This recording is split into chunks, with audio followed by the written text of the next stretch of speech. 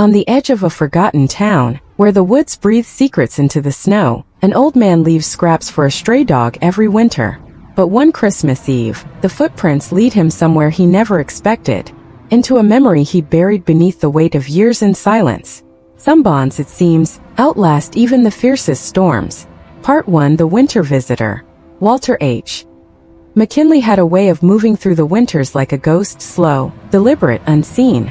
73. He had learned to survive the cold just as he had survived the wars, the long nights, and the slow forgetting of the people he'd once loved. It was December 24, 1997, in a dusty corner of Boone County, Kentucky, where the snow fell in thick, lazy sheets. Walter stood by his battered red pickup, the one his brother gave him back in 1965, and filled a dented metal bowl with scraps, some ham rinds, leftover biscuits, a handful of jerky. He set the bowl at the usual spot, just beyond the broken fence that marked the edge of his property, where the woods began to tangle and whisper. That was where the dog always came from. She was a mutt, a scrappy thing with one ear that folded over and a scar across her right flank. Walter had named her Angel, not because she looked like one, but because she came with the first snow, and somehow, in a life full of taking, she only ever asked for food and a little patience. Angel had been visiting for 4 winters now. The first time, she had appeared during the blizzard of '93, half-starved and dragging a piece of barbed wire behind her. Walter had spent 2 days sitting on the porch, tossing bits of meat closer and closer until she dared to creep near. He never touched her, never tried to leash her. He knew too much about cages. Instead, he let her come and go as she pleased. Sometimes she stayed long enough to leave a circle of paw prints in the snow beside his porch swing. Sometimes she stayed away for weeks, but she always returned. Tonight the snow was piling up fast. Walter pulled his flannel jacket tighter around his shoulders, a gift from Margaret Jean, back when winters had felt less hollow, and waited. The tree line shivered in the wind. The sky was the color of gunmetal. Walter leaned against the porch post and whistled low, a sound that Angel had come to know. Minutes dragged past. No sign of her. Walter didn't worry. Angel was wily, a survivor. Maybe she'd found shelter deeper in the woods, or maybe she'd scented a deer carcass and was gorging herself silly. Still, he stayed outside longer than he should have, until the cold started gnawing at the joints in his knees. Finally, with a grunt, he turned to go inside. The house smelled like wood smoke and old dreams. He built up the fire and set himself down in his worn armchair, facing the window, half hoping, half knowing. By midnight, he had dozed off, the heavy stillness of winter pressing against the glass. When he woke, the world was different. The storm had passed, leaving everything cloaked in silence and shimmering white. The moon floated low and fat, lighting up the yard like a silvered field. Walter pulled on his boots, his jacket, and stepped outside. The bowl was untouched. No paw prints led to it. But then he saw something strange. Tracks, fresh tracks, coming from the woods. Tiny, delicate paw prints, not pressed deep but scattered like a trail of falling stars across the yard. They didn't lead to the porch. They led away, toward the edge of the property and into the woods. Walter hesitated, one hand resting on the porch railing. The wind curled around him, carrying a scent he hadn't smelled in years: pine, earth, a faint tang of tobacco smoke. Heart ticking faster than it had in a long time, he started after the prints. Each step he took felt heavier, more real than the last. The woods swallowed him quickly, the trees bending under the weight of snow, their branches like cathedral arches overhead. The trail wound deeper, crossing a frozen creek, skirting a grove of birch trees. Walter's breath came in clouds, each one pulling a memory from him. Margaret Jean's laughter under the old oak. His father's hand gripping his shoulder the day he shipped off to Korea. The sound of rifle fire tearing across a field in the summer of '52. He kept walking. The paw prints led him to a clearing he'd almost forgotten. A place he'd not seen since before the world had turned hard and lonely. There in the center, stood the old fishing shack his father had built. A skeleton of rotting wood and rusted nails. And there, sitting in front of it, was Angel. Or at least, he thought it was Angel. But something was different. Her coat gleamed too white in the moonlight. Her eyes, always wary and sharp, now seemed soft, almost human. She didn't move as he approached, just watched him with a gaze that stirred something deep inside his chest. Something buried, something warm and aching. Walter dropped to one knee, the snow seeping into his jeans, and reached out a trembling hand. For the first time in 4 winters, Angel didn't flinch. Her head pressed lightly into his palm, and Walter felt a sob rise up from somewhere he didn't know he still had. "You found me, girl," he whispered. After all this time behind her, beyond the ruined shack, something shimmered. Not a light exactly, but a feeling, a memory trying to step forward. Walter closed his eyes. The snow kept falling, soft and slow, wrapping the woods in a hush. When he opened them again, Angel was gone. But the paw prints were still there, leading deeper into the trees. And something told him he wasn't following just a dog anymore. He was following home. Part 2, where memories sleep. The clearing behind him faded into a silver mist as Walter pressed forward, his boots crunching softly in the fresh snow. He kept his eyes low, tracing the delicate paw prints like breadcrumbs scattered across the ground. Each step carried a weight of years, but also something lighter, like a thread pulling him through the thick weave of the past. The woods ahead grew denser, the trees taller, older. He hadn't been this deep since he was a boy, before war, before loss, before the long, slow shrinking of his world to a single creaking house on the edge of town. Walter's breath rasped in the cold air. A memory surfaced, unbidden. The winter of 1948. His father, Henry McKinley, bundled in a patched wool coat, leading 12-year-old Walter through these very woods to teach him how to set traps for rabbits. Henry's voice, low and sure, cutting through the hush. "You listen to the land, Walt. It'll tell you where to find what you're looking for." Walter paused at a fork in the trail. The paw prints veered right, into a hollow shaded by a ring of ancient pines. The snow there was deeper, undisturbed except for the meandering tracks. He pulled his jacket tighter, feeling the weight of his father's old hunting knife against his side. It wasn't for the dog, no, he wasn't foolish enough to think Angel meant harm. It was for the memories that might prove sharper than any blade. At the center of the hollow, he found an old stone well. Its stones were crumbling, half swallowed by ivy and snow, but Walter knew it well. When he was a boy, this had been the marker. The place where Margaret Jean had tied her bright yellow ribbon to the old maple, the day they promised to marry if the world didn't swallow them first. He hadn't thought of that in decades. Walter knelt by the well, brushing snow from the weathered stones with gloved hands. The paw prints circled the well once, then continued on a looping, playful path that tugged at something loose in his chest. He smiled despite himself. Angel had always had a way of making him feel younger, if only for a moment. She was the only living thing he allowed himself to care about since Margaret Jean passed in '83. The woods thinned ahead, revealing a narrow path lined with saplings bent low under their heavy coats of snow. Beyond them, faint through the trees, he saw it. An old railway track, long abandoned, rusted and swallowed by time. Walter's heart stuttered. He hadn't seen these tracks since the night he left Boone County for basic training. A steaming locomotive pulling him away from boyhood, from love, from the life he might have had if history had been kinder. He stood motionless, the memories pressing against him like the cold. He remembered the kiss Margaret Jean had given him on the platform, the way she had slipped the yellow ribbon into his coat pocket. "Come back to me, Walt," she had whispered. And he had promised he would. But promises made under train whistles and young love were often swallowed by things bigger than either of them. Walter pulled off a glove and reached into the breast pocket of his flannel. The lining had long since worn thin, but tucked deep inside, wrapped carefully in old tissue, was the ribbon. Faded now to a soft, buttery white but still intact. His hand shook as he unfolded it, the fabric light as a whisper against his calloused palm. The paw prints led straight across the tracks, vanishing into the trees beyond. Walter stared after them, heart pounding in his ears. A thought came unbidden and wild. Maybe Angel wasn't just leading him deeper into the woods tonight. Maybe she was leading him back to the boy he had left behind. The night air thickened with falling snow once more, swirling around him in soft eddies. Walter tucked the ribbon carefully into his pocket, pulled his glove back on, and took a step forward. One foot after another, crunching over the old rails, into the past. The trail on the other side was harder to see now. The snowfall had quickened, blanketing everything with soft forgetfulness. But Walter didn't need the prints anymore. He knew the way. Somewhere ahead, just beyond the hush and shimmer, something waited for him. Not the dog alone, but something older, deeper. A memory. Promise. A home. He tightened his jacket against the wind and pushed on.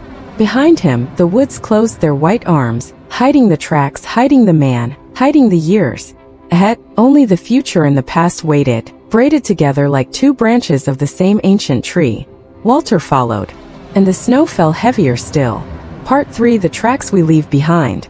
Walter moved through the trees, the ribbon in his chest pocket warm against his heart, though the night was sharpening its claws. The woods grew unfamiliar now, despite being the bones of his boyhood. Branches clawed at his coat, and the snow swallowed the prints he tried to follow. Still he pressed on, carried not by sight but by the pull of something unseen. The same way he had followed Angel's trust, one slow step at a time, through the winters before. A low howl rose in the distance. Not the cry of a dog, but the mournful groan of the wind sliding between the trees. Walter tightened his grip on the worn leather strap of his glove, feeling the burn in his knees, the creak in his back. But pain had been his companion longer than most men. It did not slow him. Ahead, the trees thinned again, opening into another clearing. A meadow forgotten by time. A single oak stood at its center, massive and gnarled, its bare limbs twisting against the night sky like fingers frozen mid-reach. Walter stopped at the edge, chest heaving from the effort, snow clinging stubbornly to the laces of his boots. He knew this place. He had carved his initials into that oak with his father's old pocket knife the summer of 1945, the day he caught his first catfish. Henry McKinley had slapped him on the back and called him a man, though Walter had only been 9. He crossed the meadow slowly, boots sinking deep into the untouched snow. As he neared the tree, he saw them. 2 sets of initials, barely visible under the weight of years. WMMJ Walter H. McKinley and Margaret Jean. He reached out, gloved fingers tracing the rough groove in the bark, feeling the memory as if it were happening now. Margaret giggling as she leaned into his side, the scent of wildflowers on her skin, the endless blue of a summer sky overhead. He closed his eyes. "Promise me you'll come back," she had said. "Promise me we'll sit here again, just the two of us someday." He had sworn it. And then life, with its cruel fingers, had torn them apart. He had come back, yes, but too late. By the time he returned, the cancer had already taken her voice, her laughter, her light. Walter had sat at her grave for hours, the yellow ribbon clutched in his hands, asking forgiveness that never came.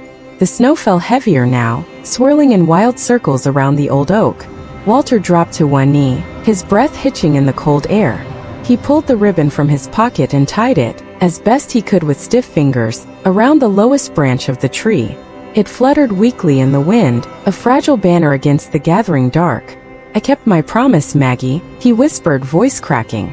"Might have taken me a lifetime, but I found my way back." As he knelt there, something stirred at the edge of the clearing. A flash of white against the dark. Walter turned his head slowly, heart lurching. There, just beyond the tree line, stood Angel. She was different somehow. Her fur almost glowing against the gloom, her posture alert but calm. She met his gaze for a long, heavy moment.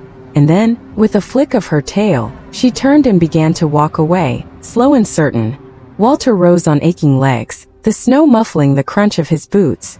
He followed. Each step felt easier now, as if the weight on his chest was lifting with the fall of every flake. He left behind the meadow, the oak, the initials. Left behind the regrets too heavy to carry any longer. The world beyond the clearing was quieter, the snow deeper. Angel led him along a path worn only by memory. The old man's breath came in steady clouds now, the fear and loneliness falling away like brittle leaves in a storm. Ahead he glimpsed something through the falling snow. A small cabin barely more than a shack, its roof sagging under the weight of winter, but smoke curling from its crooked chimney. Walter blinked, heart hammering. He knew that cabin. It had belonged to his grandfather, Samuel McKinley, a place Walter hadn't seen since he was a child, long abandoned after Samuel's death in '49. And yet here it stood, as if time had circled back on itself. Angel paused at the edge of the yard, her head cocked slightly, as if giving Walter permission to finish the journey on his own. The old man stood trembling at the threshold of the past. The door to the cabin swung open slowly, as if pulled by a hand unseen. Warm light spilled out, golden and inviting. Walter took a step forward, then another, and another. Behind him the woods breathed and sighed. Ahead something waited. Not fear, not loneliness, but something older. something forgiving. Walter crossed the final few steps and disappeared inside. The door closed gently behind him. Outside, the snow fell thicker than ever, blanketing the world in white silence. Angel sat for a long moment, nose lifted to the wind. Then she rose and padded quietly back into the woods, leaving only her paw prints behind, and the faint memory of a man who had finally, at long last, come home. Part 4. Inside the light. The warmth hit Walter like a tide, sudden and almost overwhelming. After so many winters of bone-deep cold, he hardly remembered what true heat felt like. He blinked against the golden light, boots heavy with melting snow, and stepped deeper into the cabin. It smelled like old pine, wood smoke, and something sweeter, like the apple pies his mother, Evelyn McKinley, used to bake every autumn. The scent wrapped around him, pulled him forward. The cabin was smaller than he remembered. The old stone hearth blazed with a cheerful fire, crackling and snapping like an old friend greeting him after a long absence. Above it hung a dusty portrait. His grandfather, Samuel, stern and broad-shouldered, frozen forever in sepia tones. Walter's breath caught. Nothing should have survived like this. He reached out a hand and touched the edge of a worn oak table, fingertips tracing the familiar gouges and scratches left by years of heavy use. Every notch was a memory. He moved deeper inside. On the table sat 2 chipped mugs, steaming gently. The chairs, both pulled out as if expecting company. Walter hesitated. There was something otherworldly about it all. Not frightening but solemn, like stepping into a place where time folded in on itself, layering memory over memory. Behind him, the door clicked softly shut, though no wind stirred. He turned toward the hearth, where a rocking chair sat facing the fire. And there, in the chair, was a figure. A woman. Her hair was silver and loose around her shoulders, catching the firelight like threads of starlight. She wore a simple blue dress, faded and soft with age. Walter's heart stuttered painfully. "Margaret Jean," he rasped. The woman smiled. Not young Margaret, the girl with laughter in her eyes, but older, wiser, as he might have known her had life given them the years they were owed. "It's been a long time, Walt," she said, her voice as soft as a lullaby. He stumbled forward, falling into the nearest chair, his hands trembling. I thought." Words failed him. Margaret Jean leaned forward, resting her hands lightly on her knees. "You kept your promise," she said simply. Walter closed his eyes against the sudden sting. A tear tracked down his weathered cheek, carving a warm path through the chill still clinging to his skin. "I tried," he whispered. "Lord knows I tried. But I wasn't enough. I wasn't fast enough." Margaret's smile deepened, touched with sadness but also with something stronger. Something that shone through the sorrow like morning light breaking through storm clouds. "You carried me," she said. "In every winter. In every lonely morning. You never left me, Walt." "Not really," he shook his head, unable to speak. For a long moment, they simply sat there. 2 souls wrapped in the hush of a long-forgotten world. Outside, the wind moaned low through the trees, but inside the cabin, all was still. Margaret rose from the rocker, moving with the grace of memory. She crossed the small room and knelt before him, taking his calloused hands into her own. Her touch was real. Warm. Walter opened his mouth to ask how she was here, how any of this was possible. But she only smiled and said, "You're tired, Walt. You've been tired for a long time," he nodded, a broken motion. The tears came freely now, unchecked. Margaret lifted his hands and pressed them to her heart. "You don't have to be tired anymore." Walter felt his body sag, the years peeling away like old paint. For the first time in decades, he didn't feel the ache in his knees, the grinding in his spine, the hollow cavern of loneliness gnawing at his ribs. Only peace. Only home. Outside the window the snowfall slowed, each flake floating like a feather toward the earth. Margaret leaned forward and kissed his forehead, light as a whisper. When Walter opened his eyes again, the cabin was empty. No fire, no mugs, no scent of apples. Only the creaking of the old wood settling into the deep cold. He sat alone, hands resting in his lap. And yet he wasn't afraid. Somewhere deep in the woods, a single dog barked, a clear, sharp sound that cut through the silence like a promise. Walter rose slowly. He pulled open the door. The night air kissed his face, and the world outside shimmered with a silver glow. The paw prints waited in the snow, fresh and sure. Walter smiled. Not the smile of a man lost, but the smile of a man found. He stepped out into the snow, letting the door swing shut behind him. Ahead, Angel waited, tail wagging once, twice, before turning to lead him onward. And Walter followed. Into the white. Into the waiting arms of memory. Into the place where love never truly dies. Part 5: A Long Unburied Grief. Walter's boots left deep impressions in the untouched snow as he followed Angel through the woods. The cold bit at his cheeks, but he hardly noticed. Something inside him, something heavy and bruised, had begun to lift. Ahead, Angel moved steadily, her white coat almost glowing against the darkness of the trees. She didn't look back, but Walter knew she was waiting for him to catch up. The woods thickened again, the trees pressing close, their branches knotted like the tired fingers of old men. It was quieter here, the world muffled by heavy snow and the hush of things too old for words. Walter paused at a fallen log, chest rising and falling heavily. The familiar ache in his knees flared, but he gritted his teeth and swung one leg over. He would follow her. Wherever she led, he would follow. The path grew narrower, winding between ancient pines. The air was sharp with the scent of frozen earth and decaying leaves buried deep under the snow. Somewhere deep in his chest, Walter felt the old pain stirring. Not the ache of age, but the sharper, more savage wound he had carried all his life. The wound of his brother, Tommy McKinley. The boy with the crooked grin and fists always ready to swing. The brother who had followed Walter into the army, laughing the whole way. The brother who hadn't come home. Angel slowed ahead, her tail wagging gently, as if encouraging him.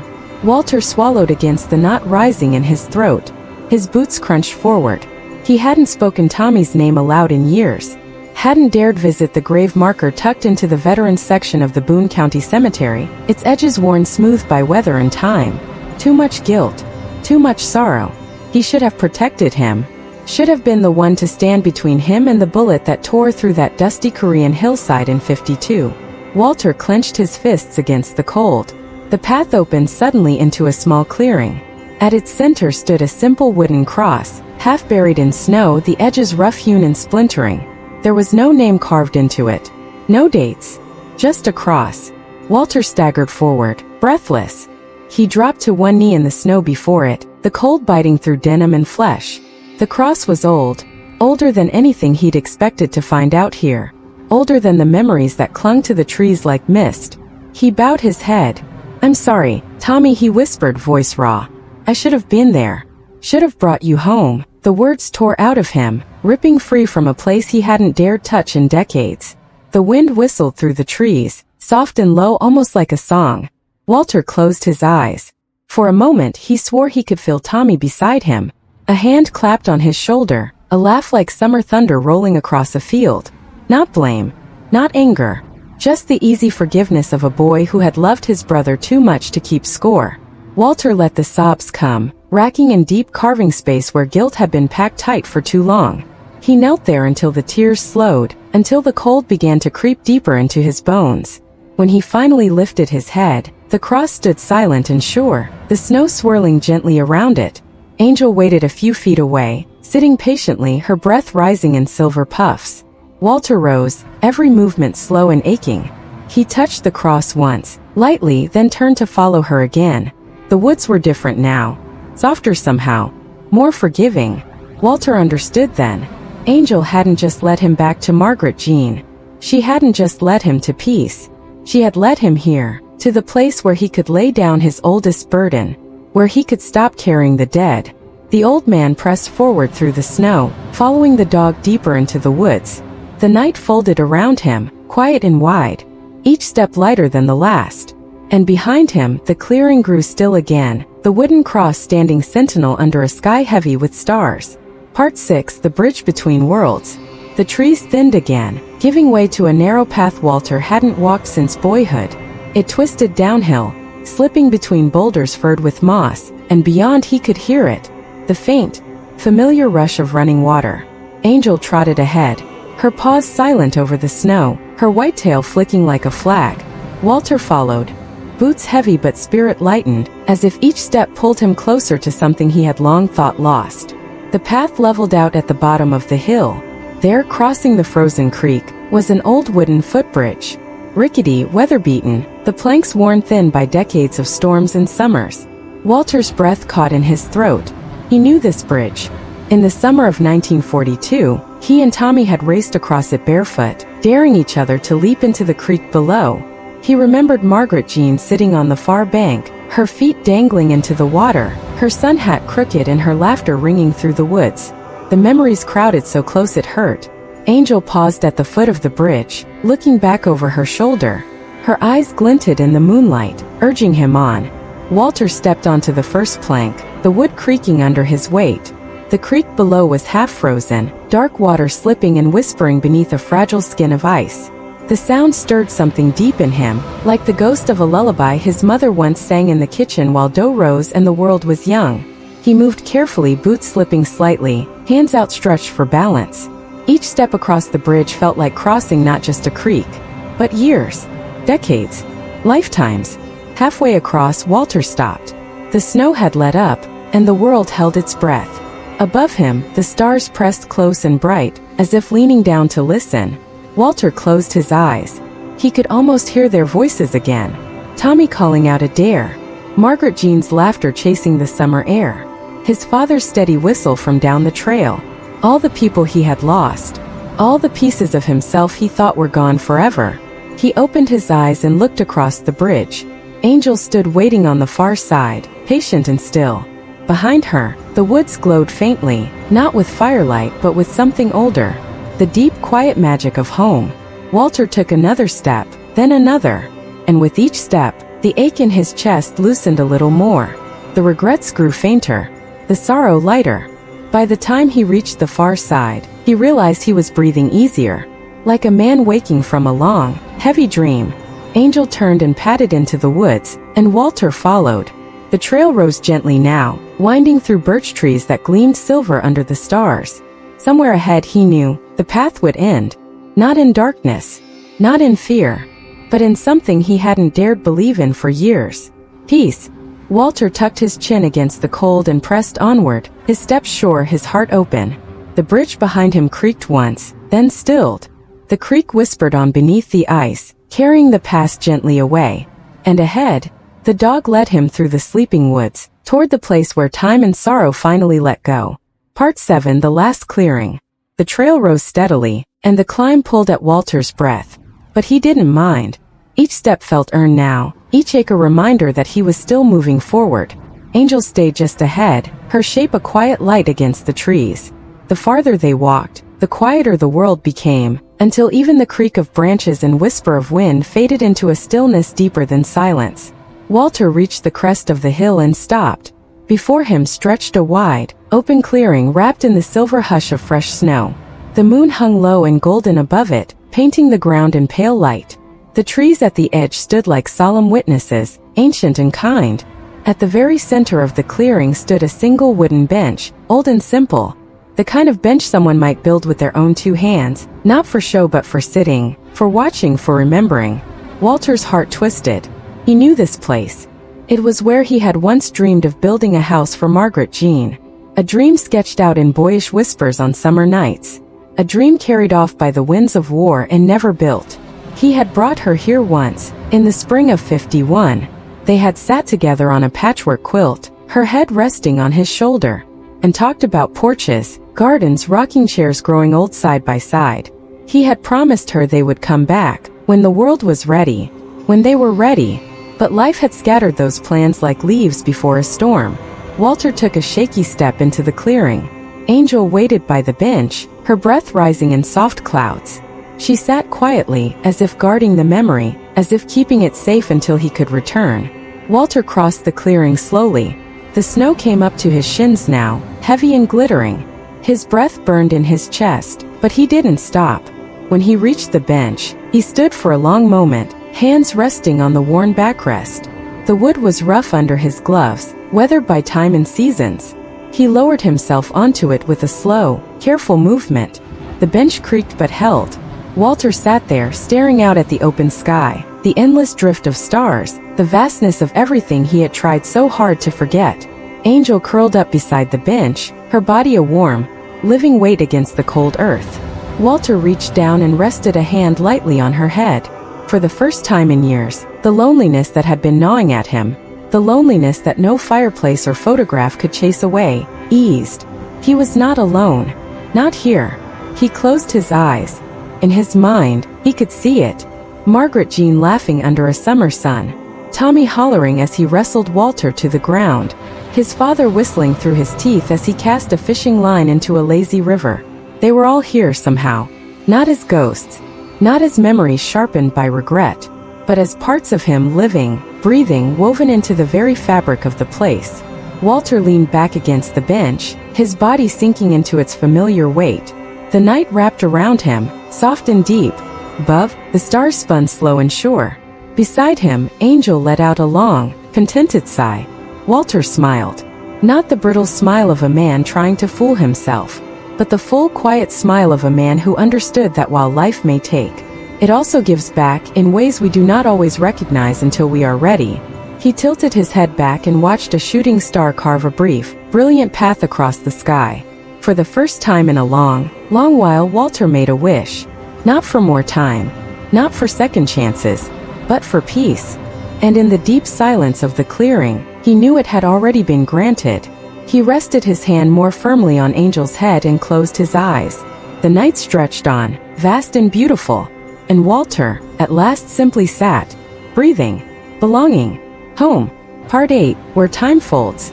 The clearing seemed to breathe with him, each inhale pulling in the cold, crisp air, each exhale letting go of the years. Walter sat still on the bench, his hand resting lightly on Angel's fur, the world around him blurring at the edges. Sleep, or something close to it, began to fold over him. But it wasn't the heavy, dreamless sleep of exhaustion. It was lighter, like drifting on a slow river back to places he'd once known.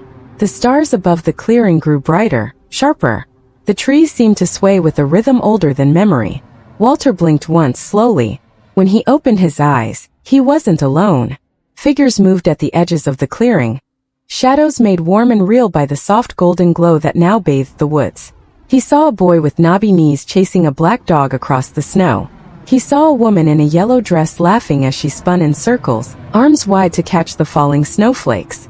He saw Tommy, grinning that wild grin of his, tossing a baseball in one hand as if daring the world to pitch its worst at him. And he saw his father, tall and steady, sitting by a campfire, carving a piece of wood into the shape of a bird. Walter's breath caught. They weren't ghosts. They weren't illusions. They were the memories he had tried to bury, come back not to haunt him, but to welcome him, to show him that every moment, every joy, every sorrow, none of it had been lost. It had lived on quietly, patiently waiting for him to find his way home. Angel stirred beside him, nuzzling his hand gently. Walter smiled, a slow, aching smile that reached every tired corner of him. He rose from the bench, boots sinking softly into the snow. The figures at the edge of the clearing seemed to beckon, their faces open and filled with light. Not the harsh light of judgment, but the forgiving golden light of belonging. Walter took a step toward them. The air shimmered, carrying the scent of summer grass, warm riverbanks, fresh-baked pies cooling on windowsills. It carried the sound of baseball bats cracking against leather, of fishing lines whistling through the air, of a girl's laughter echoing against a clear Kentucky sky.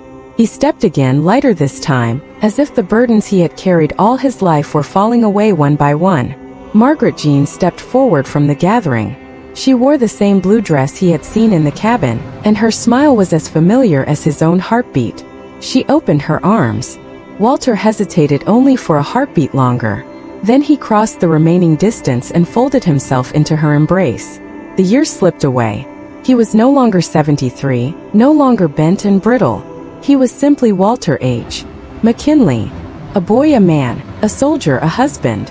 All the parts of him stitched together by love and loss and everything in between.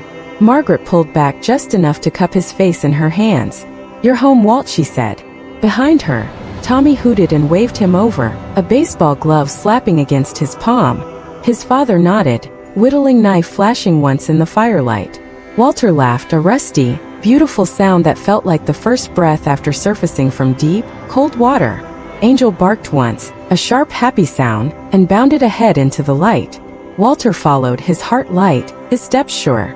The clearing around him dissolved into something brighter, something bigger than the woods or the snow or even the stars. It became a tapestry of every moment he had lived, every hand he had held, every goodbye he had whispered into the cold. And at the center of it all was love. Pure, stubborn, enduring.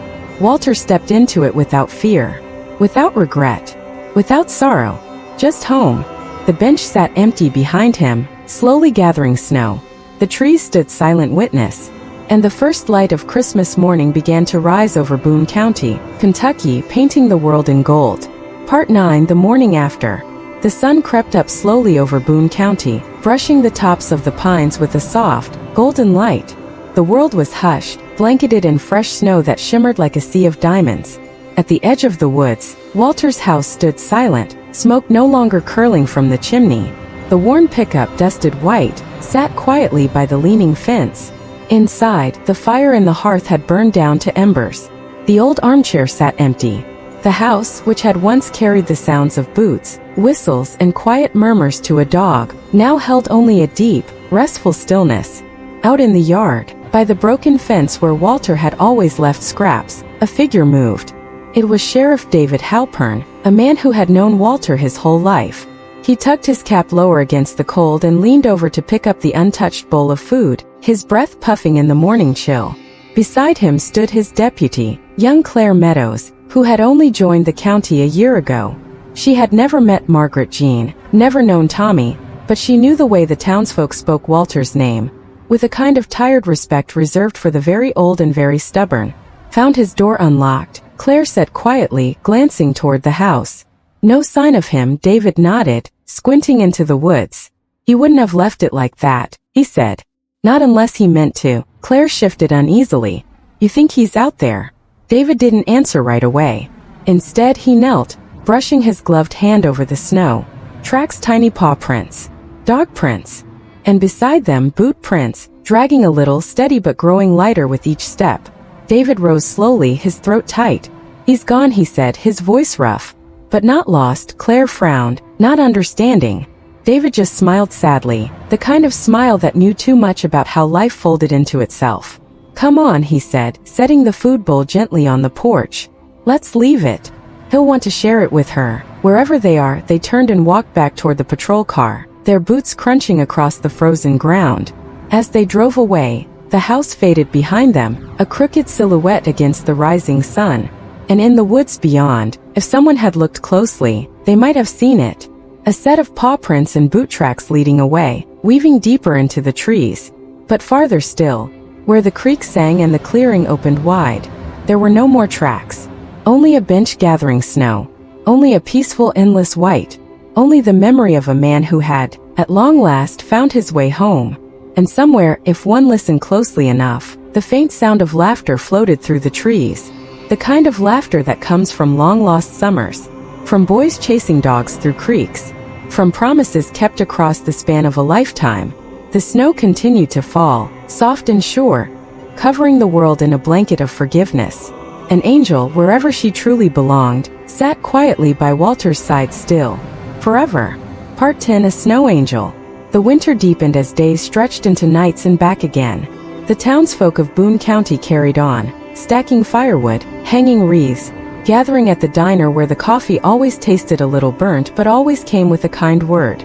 Walter H. McKinley's name was spoken often that first week after Christmas. At the post office, at the church, on front porches where rocking chairs groaned under the weight of old men and older memories.